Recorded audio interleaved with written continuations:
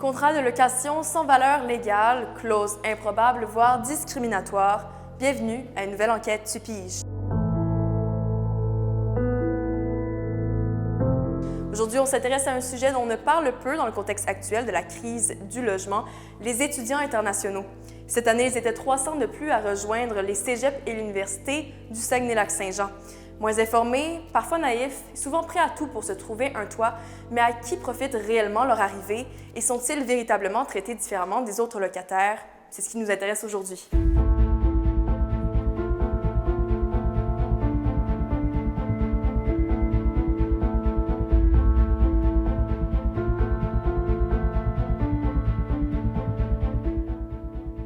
Pour ce faire, nous avons besoin d'un cobaye numéro 1, un étudiant français, ainsi qu'un cobaye numéro 2, une étudiante québécoise cette fois. Tous les deux sont à la recherche d'un appartement pour la rentrée prochaine et vous allez voir, dès les premières interactions, les étudiants internationaux ont bien plus de difficultés. Et moi, je ne sais pas trop comment ça marche ici au Québec. Est-ce qu'il faudrait peut-être un garant, il faudrait payer un loyer d'avance? Comment ça marche en fait? Oui, obligatoirement, ça prend un garant pour payer des loyers d'avance. Le verser 4 mois de loyer d'avance. 4 mois? Comprenez? Oui, 4 mois de loyer d'avance. Comment ça se fait? Il n'y a pas ça pour les Québécois? Non, parce que nous, ça nous prend une garantie. Là. Ok. Mais comment ça se fait donc? Ah, ben là, regardez, c'est trop compliqué à vous expliquer. Là,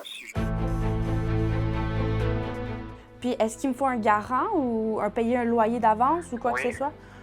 Puis, si je comprends bien, c'est juste 1 mois d'avance de loyer que je dois payer? Oui.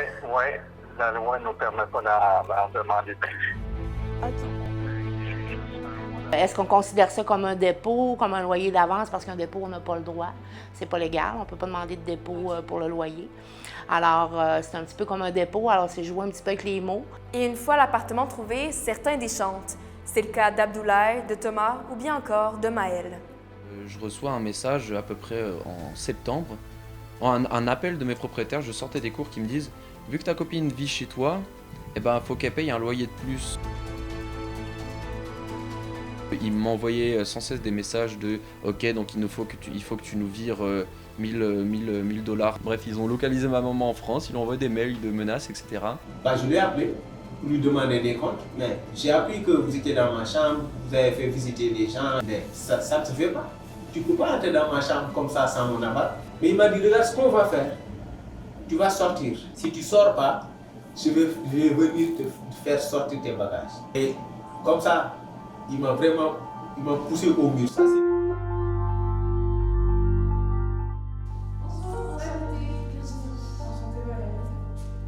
Ma chambre, il y avait un trou à peu près de 10 cm en diamètre, plus ou moins.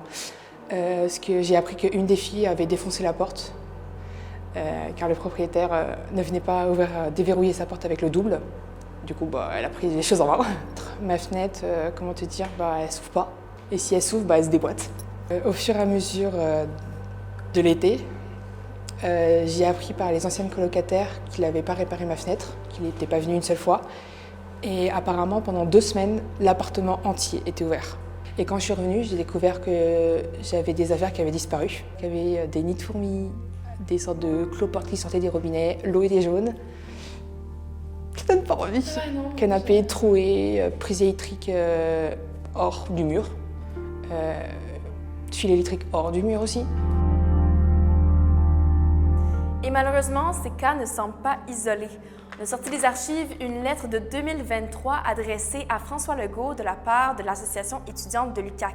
Elle dénonce que 40% des étudiants de l'UQAC vivaient dans les abus de la part de leurs propriétaires ainsi que des conditions d'habitation déplorables, notamment chez les internationaux. Leur origine étrangère peut très facilement devenir un fardeau plutôt qu'une richesse lorsque vient le temps d'être locataire au Québec.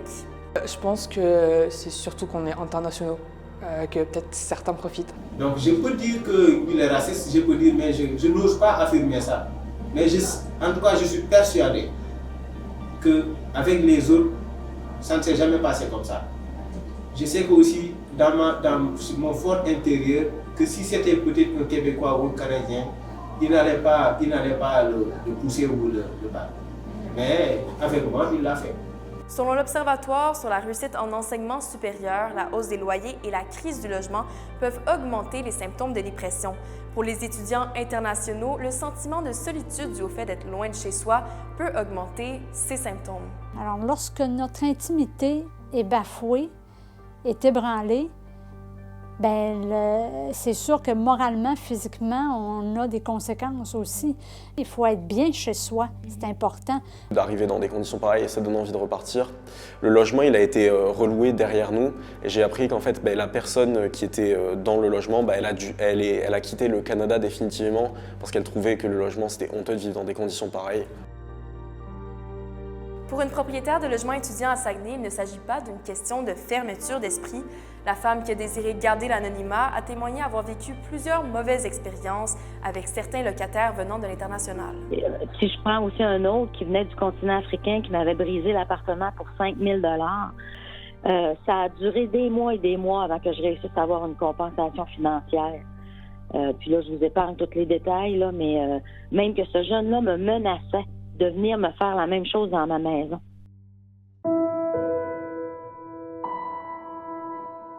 J'en prends encore des étudiants, j'ai quand même de l'ouverture, mais je suis consciente que de plus en plus, c'est difficile de mélanger des Québécois, Québécoises avec des étudiants étrangers. Avec les Français, ça va. Avec certains autres pays, c'est plus difficile à cause de la différence de mentalité et de culture. Marc Saint-Hilaire demande aux propriétaires et aux étudiants de mettre de l'eau dans leur vin. Selon lui, les étudiants doivent respecter les règles et les propriétaires se doivent de rester ouverts d'esprit face aux autres cultures.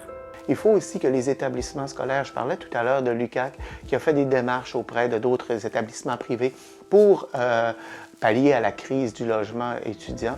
Donc, je pense que des initiatives comme celle-là sont ultra importantes aussi. Si vous aussi, vous vivez une situation locative difficile, n'hésitez pas à aller chercher de l'aide auprès de votre établissement d'enseignement ou bien de votre association étudiante. Une enquête réalisée par Louis Thuet, Kim Martin, Raphaël Savary et Virginie Mailloux.